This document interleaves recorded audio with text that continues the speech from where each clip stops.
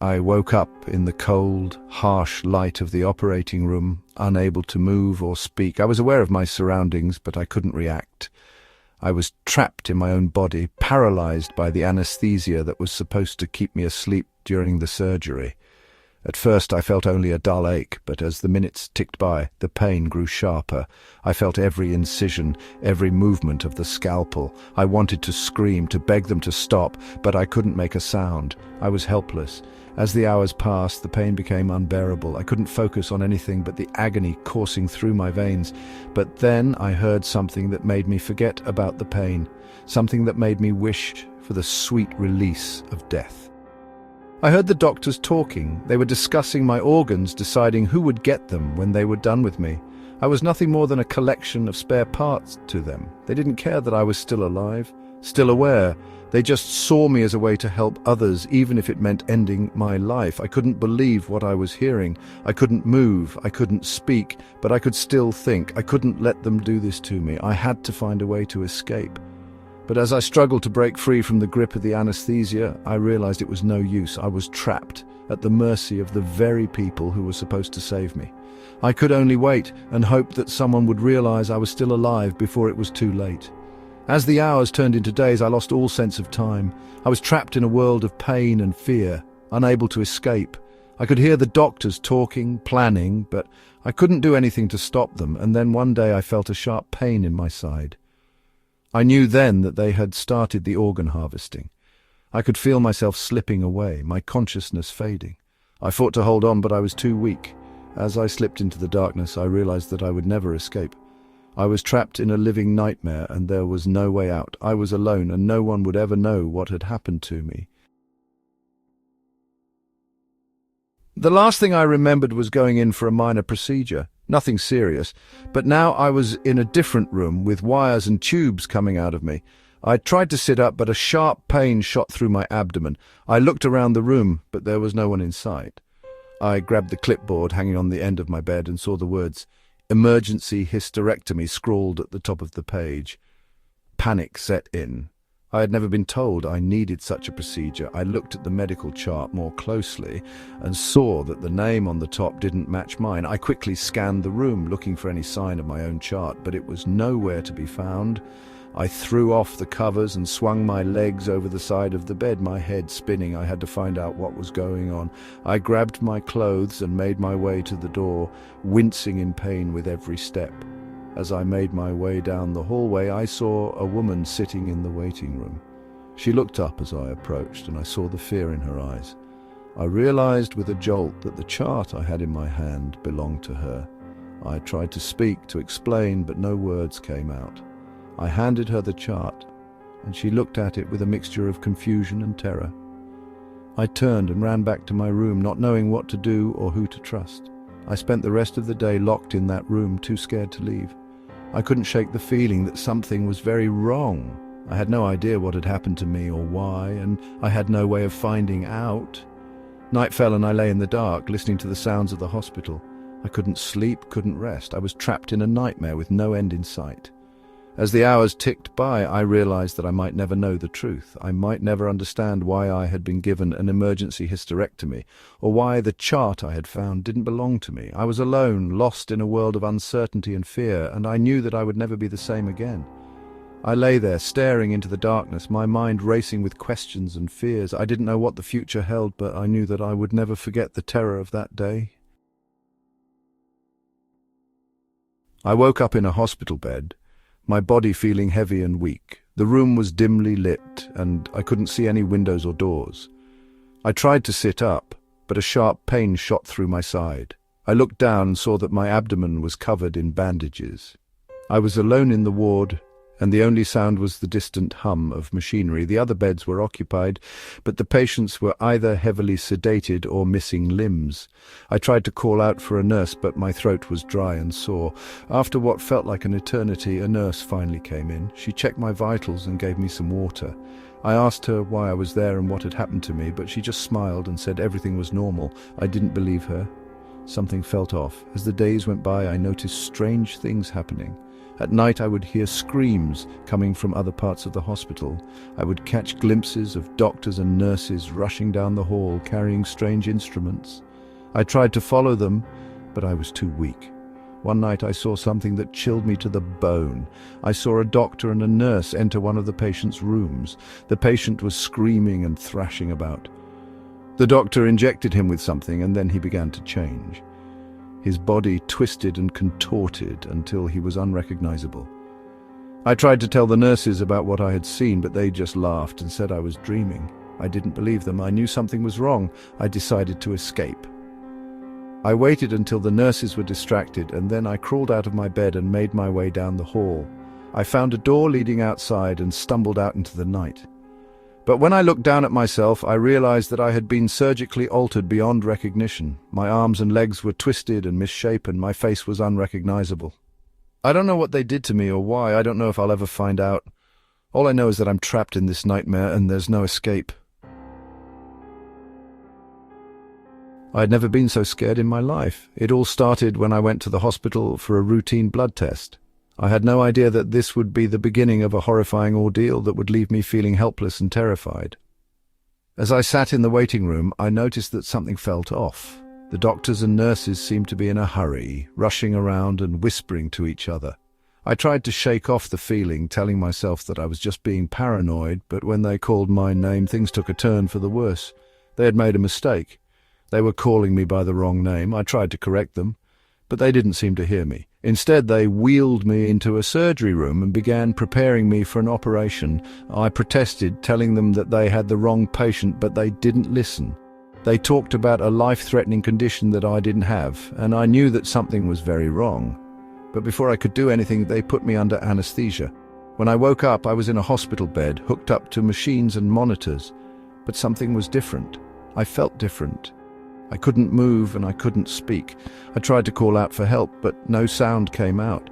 Panic set in as I realized that something had been done to me. I couldn't feel my organs. They were gone.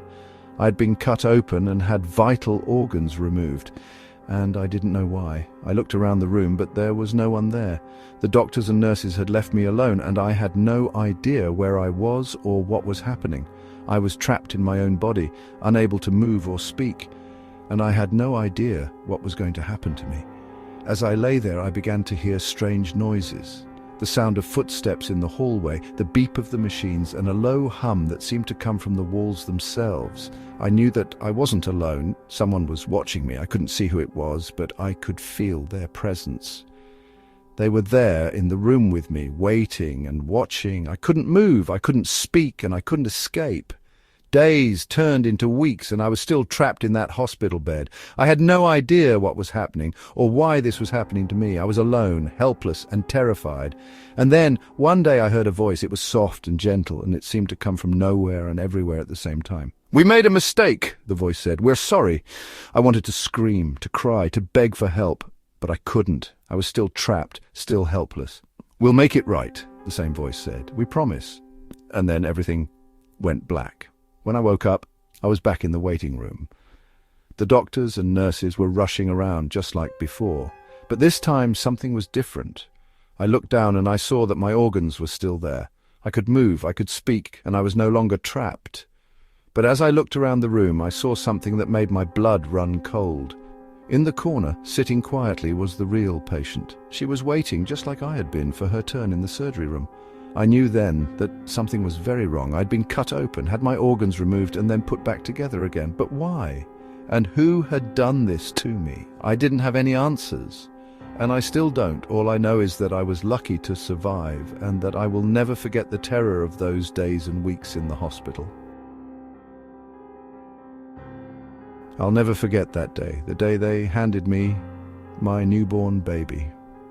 Something was off. I knew it right away. The baby in my arms didn't look right, but the nurses insisted it was mine. I tried to speak up, to ask questions, but my voice failed me. I was overwhelmed, tired, and scared. I told myself I was just being paranoid, that I didn't know what I was talking about. But as the days passed, my doubts only grew stronger. The baby never seemed to look at me, never seemed to recognize my voice. I tried to brush it off, to chalk it up to newborn jitters, but I couldn't shake the feeling that something was very wrong.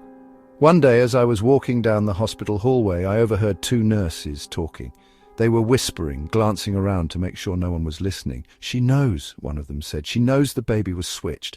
My heart raced. I couldn't believe what I was hearing. I tried to confront them, to demand answers, but before I could get the words out, I felt a sharp pain in my arm.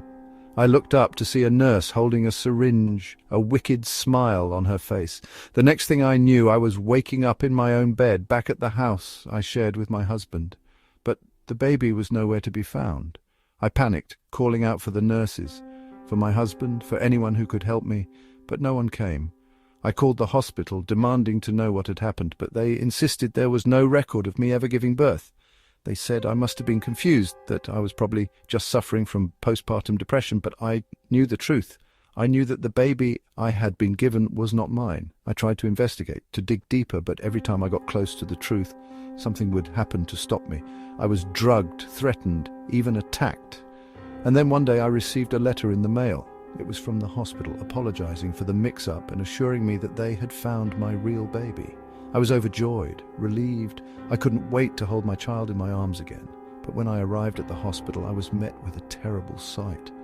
The baby they had given me was lying in a crib, hooked up to machines and monitors. She was pale, unmoving, and I knew instantly that she was gone. I was devastated, heartbroken. I demanded to know what had happened, but no one would tell me. They just looked at me with pity, as if they knew something I didn't. And then, as I was leaving the hospital, I saw her. The real mother. She was standing in the shadows, watching me. She looked just like me, but there was something different about her, something dark and sinister. She followed me home, stalking me as I drove. I could feel her eyes on me, even when I couldn't see her. I was terrified, but I didn't know what to do. And then one night she appeared in my bedroom. She was holding a baby, a tiny, perfect baby, but as she approached me, I saw that the baby was not moving. It was just like the one I had lost. The mother smiled at me, a chilling, evil smile. "I'm sorry for your loss," she said, "but I'm afraid you'll never see your real baby again. She's gone, just like mine." And then she was gone, disappearing into the shadows as quickly as she had appeared. I was left alone, with nothing but my grief and my fear. I don't know what happened to me, or to the baby. I don't know if I'll ever find out. All I know is that I can't shake the feeling that something is still watching me, waiting for me. And every night as I lay in bed, I can't help but wonder, what if the baby I was given was not mine? What if the real mother took her back, leaving me with nothing but a cruel trick? I'll never know for sure. All I can do is wonder and wait and hope that one day the truth will be revealed. But for now, I'm left with nothing but my fears, my doubts, and the chilling memory of that day in the hospital, the day I was handed my newborn baby, and I knew that something was very wrong. I was strapped down to a table in a dark room, the only light coming from a small lamp above me. I tried to move, but I was held down by strong leather restraints. Panic set in as I looked around, trying to make sense of where I was. The room was sterile, with white tiles covering the walls and floor. There was a tray of medical instruments next to me, their metal glinting in the dim light. I heard a door open behind me and turned my head, trying to see who was there. A man in a white lab coat walked in, his face hidden by a surgical mask. He approached me, his footsteps echoing in the empty room. I tried to speak, to ask him what was going on, but my voice failed me. He said nothing, just went about his business, preparing for the procedure. I struggled against the restraints, trying to break free, but it was no use. I was completely at this stranger's mercy. I looked down at my body, searching for any clue as to what was about to happen. I saw a long, thin line running down my abdomen, a fresh wound that I didn't remember getting. Fear washed over me as I realized what was happening. I was about to undergo a procedure that I had never consented to. I tried to reason with the man, to plead with him, but he ignored me. He went about his work, his movements quick and efficient. I closed my eyes, trying to block out the reality of the situation. I focused on my breathing, trying to stay calm, but it was no use. The fear and panic were too much. I felt tears streaming down my face as I realized that I was completely alone and at the mercy of this stranger. The man finished his preparations and turned to me, his eyes cold and unfeeling behind his mask. I looked away, unable to meet his gaze. I felt a sharp pain in my abdomen and I screamed, the sound echoing in the empty room. I don't know how long the procedure lasted. Time seemed to stand still as I drifted in and out of consciousness. I felt every cut, every stitch, every painful moment. And when it was over, I was left alone in the dark room, my body sore and broken. I don't know how I got there or why this was happening to me. I only know that I was afraid. And as I lay there, strapped to the table, I realized that I was completely and utterly alone. The man never returned. The door never opened, and I was left in the dark, wondering what would happen to me next. The fear and uncertainty were overwhelming, and I felt a cold dread settle over me. I don't know how long I stayed there, strapped to the table in the dark room. Time seemed to stand still, and I lost all sense of reality. I was trapped in a nightmare, unable to escape, and as I lay there I realized that I might never escape.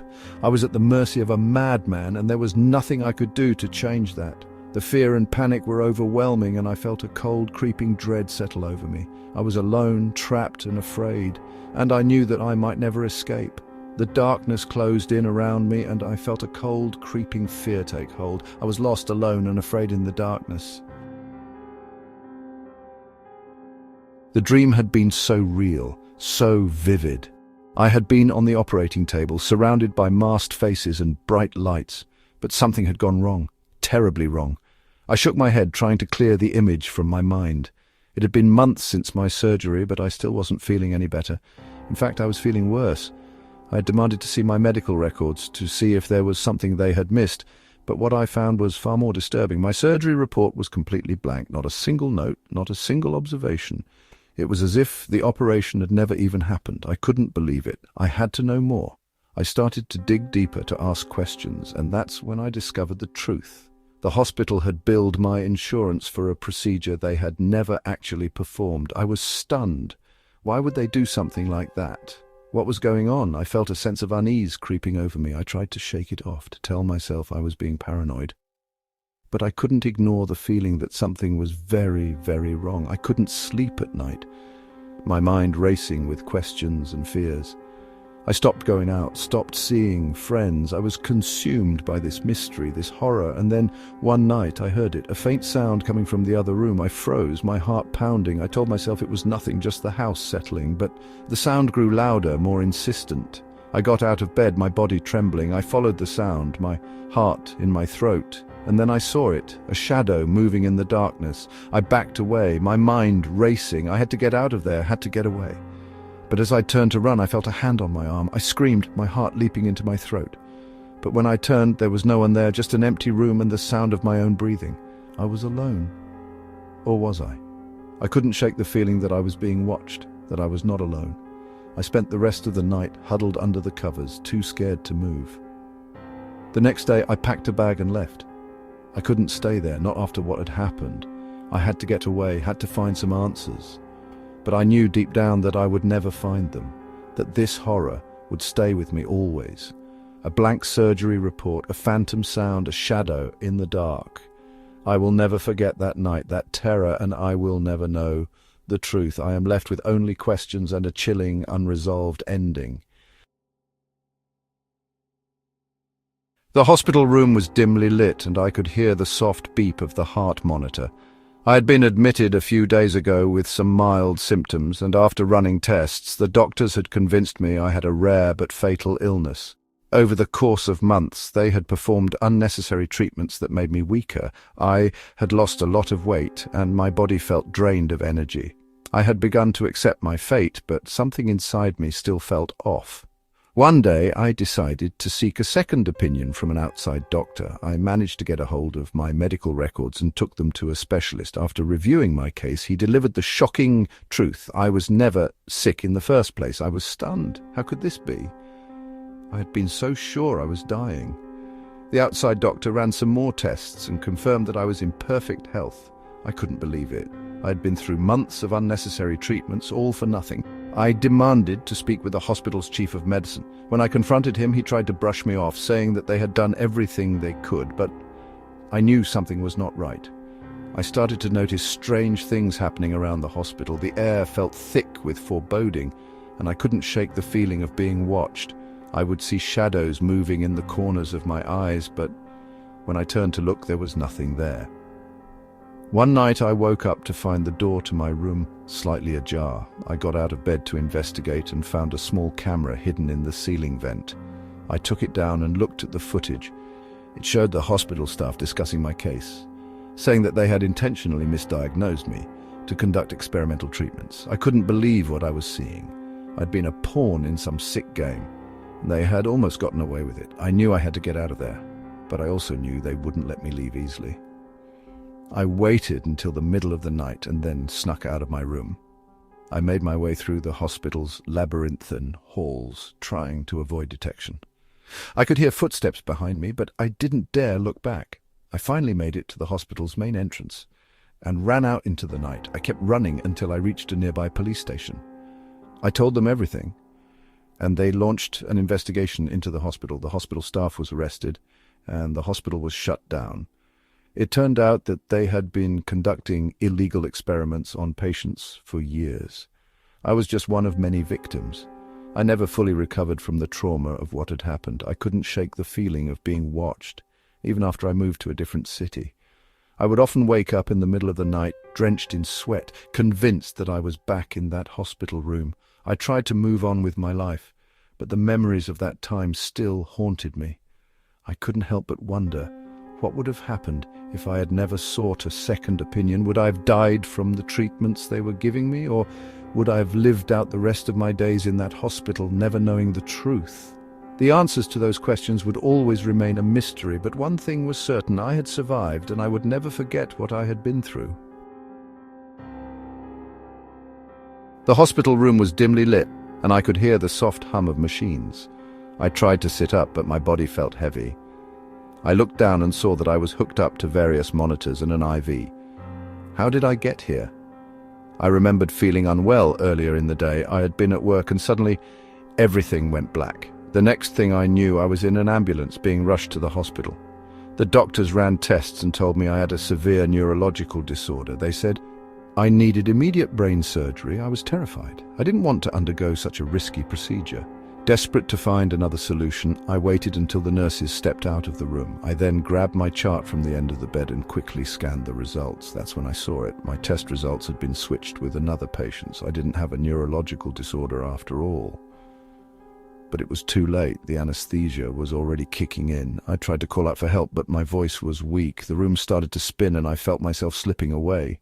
When I woke up again, I was groggy and disoriented. I looked around the room and saw a figure standing in the corner. It was tall and shadowy with glowing red eyes. I blinked, thinking I was still dreaming, but the figure didn't disappear. It moved closer, and I could see that it had long, sharp fingers. I tried to scream, but my voice was gone. The figure moved closer still, and I could feel its icy breath on my face. I closed my eyes, praying that this was all just a bad dream. But when I opened them again, the figure was still there. It reached out a hand and touched my forehead. I felt a sharp pain. And then everything went black. When I woke up again, I was alone in the hospital room. The figure was gone. I looked down at my chart and saw that the test results had been switched back, but something wasn't right. I could feel a presence in the room. It was like a heavy weight pressing down on me. I tried to sit up, but I was too weak. The door opened and a nurse walked in. She looked at me with concern and asked how I was feeling. I tried to speak, but my voice was hoarse. I pointed to the corner of the room where the figure had been. The nurse looked around, but she didn't see anything. She told me I was probably just hallucinating from the anesthesia. But I knew what I saw. I spent the rest of my time in the hospital looking over my shoulder, waiting for the figure to return. But it never did. When I was finally discharged, I thought I was free, but I couldn't shake the feeling that I was being watched. I went back to work, but I couldn't focus. I was always looking around, expecting to see the figure in the shadows. One night I was walking home from work when I heard a noise behind me. I turned around, but there was no one there. I quickened my pace, but the noise followed me. It was like footsteps, soft and steady. I started to run, but I could feel the presence behind me, gaining on me. I turned around, expecting to see the figure, but instead I saw my own reflection in a window. I looked scared and haggard, like I hadn't slept in days, but there was something else in my reflection. Two glowing red eyes staring back at me. I screamed and ran, but the presence was too strong. I don't know what happened next. All I know is that I woke up in a cold, dark room with no idea how I got there. The room was dimly lit, and I could barely make out the shapes of the machines surrounding my hospital bed. I had been feeling unwell for a few days now, and the doctors had decided to give me a blood transfusion. I didn't like the idea of it, but they assured me that it would help me get back on my feet. As I lay there, I started to feel strange. My thoughts became jumbled, and I couldn't focus on any one thing for more than a few seconds. I closed my eyes, trying to calm myself down, but when I opened them again, I saw things that couldn't be real. There were shadows moving in the corners of the room, and I could have sworn I saw figures standing by the window. I blinked, trying to clear my vision, but they were still there. I felt a cold chill run down my spine, and I pulled the blankets up to my chin. The nurses came in and out of the room, but they didn't seem to notice anything. I tried to tell them, but the words wouldn't come out. I could feel myself slipping away, and I didn't know how to stop it. The next thing I knew, I was in the middle of a full-blown hallucination. I was in a dark forest, and there were creatures lurking behind every tree. I could hear them whispering my name, and I knew that they were coming for me. I tried to run, but my legs wouldn't move. I was trapped, and there was nothing I could do. Suddenly I felt a sharp pain in my arm, and I looked down to see a needle sticking out of my vein. I tried to pull it out, but my hand wouldn't move. I looked up and saw a figure standing over me. It was a man, but he didn't look human. His skin was pale and grey, and his eyes were black as coal. He was holding a bag of blood, and I knew that it was mine. I tried to scream, but no sound came out. The man smiled, showing razor-sharp teeth, and then he was gone. I was back in my hospital room, but I knew that something was terribly wrong. The doctors came in and told me that there had been a mix-up with my blood. They had given me an experimental drug, and they didn't know what the side effects would be. I could see the fear in their eyes, and I knew that I was in trouble. As the hours passed, my condition worsened. I was seeing things that weren't there, and I was hearing voices that weren't real. I knew that I was going to die, and there was nothing anyone could do to stop it. The last thing I remember was the sound of footsteps outside my room. I tried to call out, but I couldn't make a sound. I saw a figure standing in the doorway, but I couldn't make out who it was, and then everything went black. When I woke up, I was in a different room. It was bright and white, and there were machines beeping all around me. I looked down and saw that I was hooked up to all sorts of monitors and machines. A doctor came in and told me that I was lucky to be alive. They had managed to stabilize my condition, but I would never be the same again. I would have to spend the rest of my life in and out of hospitals, fighting to stay alive. As I lay there, I couldn't help but think about the blood. I knew that something was wrong with it, and I knew that I wasn't the only one who had received it. I wondered how many other people had been affected, and I wondered what the long-term effects would be, but most of all, I wondered who had done this to me, who had taken advantage of me when I was at my most vulnerable, and who had given me this deadly gift. I would never know the answer, but I knew that I would never forget. The memory of that night would stay with me forever, haunting my dreams and tormenting my waking hours. And so I would live, but I would never truly be alive. I would be a prisoner in my own body, trapped by the blood that flowed through my veins. And as I lay there, I couldn't help but wonder, what other secrets was the hospital hiding? The anesthetic wore off and I woke up. My leg throbbed. It was a burning, intense pain, but distant, somehow muffled. I tried to move it, but nothing happened. Panic set in. I looked down. The right leg was gone. Bandages and empty space were all that remained below my knee. A scream built inside me, fighting to get out. How could this be? The operation was meant to be on my left leg. A mistake. It had to be a mistake. A doctor rushed to my side, his face etched with a calmness that seemed entirely out of place. He spoke in gentle tones, trying to soothe me, but his words made no sense. He said I was confused, still affected by the drugs. He insisted there had never been anything amiss with my left leg. It was my right leg that was the problem, he said. My right leg that needed to be removed. I fought against the fog in my brain, struggling to make him understand. I knew which leg had hurt. I knew which leg was scheduled for surgery. It was the left one. I demanded my medical records. I needed to see the paperwork, the scans, anything that proved what I was saying was true. The doctor's expression turned guarded. He said there was a problem, a complication. My file was missing, lost, perhaps. He promised they were doing everything they could to locate it. Doubt started to creep in, insidious and cold. Was I losing my mind? Had the pain been so bad? The medication so strong that I'd confused everything. I strained to remember, to picture the documents I'd signed, the conversations I'd had. But the memories were fuzzy, indistinct. Days turned into weeks. The pain lessened, but the confusion grew. No file ever appeared.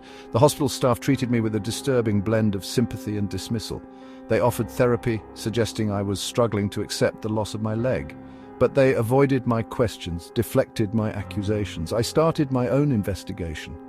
I spoke to nurses, porters, anyone who might have seen my file, might remember something out of the ordinary. Most were polite but unhelpful. Some seemed frightened, glancing around before whispering that I should let it go, that some things were best left undisturbed. One afternoon, a cleaner slipped me a note. It was scribbled on a scrap of paper, barely legible. Room 311, old wing, search below floorboards. The old wing had been closed for years, supposedly due to structural problems. It was on the opposite side of the hospital, a labyrinth of dusty corridors and forgotten rooms. Getting there was difficult, but I managed it. Room 311 was as bleak and dilapidated as I'd imagined. Cobwebs clung to everything, and the air was thick with the smell of decay. I found a loose panel in the floor, and, with considerable effort, levered it up. Beneath the floorboards was a metal box. It was rusty and grimy, but securely locked. I rummaged through my pockets, pulling out a small penknife. After several attempts, the lock clicked open. Inside the box was a single file, my file. I recognized my name, my date of birth. With trembling hands I opened it. The documents confirmed everything I remembered. The scans, the doctor's notes, the surgical consent forms all clearly indicated that the operation was meant to be on my left leg. There was no mention of any problem with my right leg. In fact, my right leg was described as perfectly healthy. My heart pounded in my chest. I had proof that they had made a terrible mistake, a horrifying error that had cost me my leg. I carefully placed the file back in the box and tucked it under my arm. I had to get this to the authorities, expose what they'd done. As I turned to leave, I noticed something else in the box. A photograph. I picked it up, my breath catching in my throat. It was a picture of me asleep in my hospital bed. But it wasn't just me in the picture. Standing beside my bed was the surgeon, the one who'd insisted I was mistaken. He was smiling a strange, unsettling smile.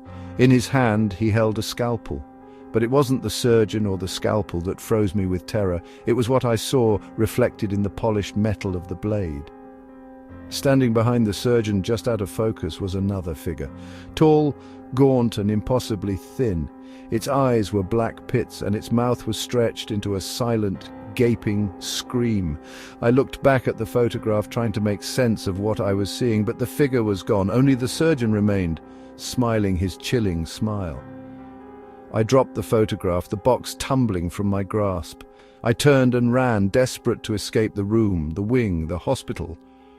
I didn't stop running until I was outside, gasping for breath in the cold night air. I never went back. I sent the file to the police, but they dismissed it as the ramblings of a disturbed man. They suggested I seek psychiatric help. Now I live alone, far from the hospital. I try to forget what happened, to convince myself it was all a nightmare, but every night I wake up in a cold sweat. The image of the figure in the photograph burned into my mind. I've worked as a janitor at the hospital for years, and I've always been curious about those rooms that are always locked and off limits. The patient records show them as empty, but I knew there was something odd about them. One night I decided to sneak in and see for myself. I grabbed my flashlight and made my way to the restricted area. The hallway was dark and cold, and I could feel my heart pounding in my chest. I reached for the doorknob and turned it slowly, expecting it to be locked. But to my surprise, it wasn't. I stepped inside and was met with an eerie sight. The room was an unregistered surgical ward, complete with operating tables covered in dried blood. I felt a chill run down my spine as I shone my flashlight around the room. I couldn't believe what I was seeing. Suddenly, I heard footsteps behind me. I spun around, but there was no one there. I told myself it was just my imagination playing tricks on me, but I couldn't shake off the feeling of unease. I quickly made my way to the door, but it was locked. I was trapped. The footsteps grew louder, and I could feel someone watching me. I turned around, but there was still no one there. I started to panic, my breath coming in short gasps. I had to get out of there. I ran to the other side of the room, looking for another way out, but the windows were barred and the door was still locked. I was trapped with whatever was making those footsteps. I could hear it getting closer, the sound of footsteps echoing off the cold, hard walls. I pressed myself against the wall, trying to make myself as small as possible. I closed my eyes and held my breath, praying that it would go away, but it didn't. Instead, I felt a hand on my shoulder. I opened my eyes and looked down. There at my feet was a small, twisted creature, its eyes fixed on me. It opened its mouth and let out a chilling scream. I don't know how long I stayed there, frozen with fear as the creature continued to scream. Eventually, I managed to break free from my paralysis and ran out of the room, leaving the door wide open behind me. I never went back to that hospital. I couldn't bear the thought of setting foot in that place again. I still have nightmares about that creature, its eyes fixed on me, its mouth open in a scream. I don't know what it was or why it was there, but I know one thing for sure. I never want to see it again.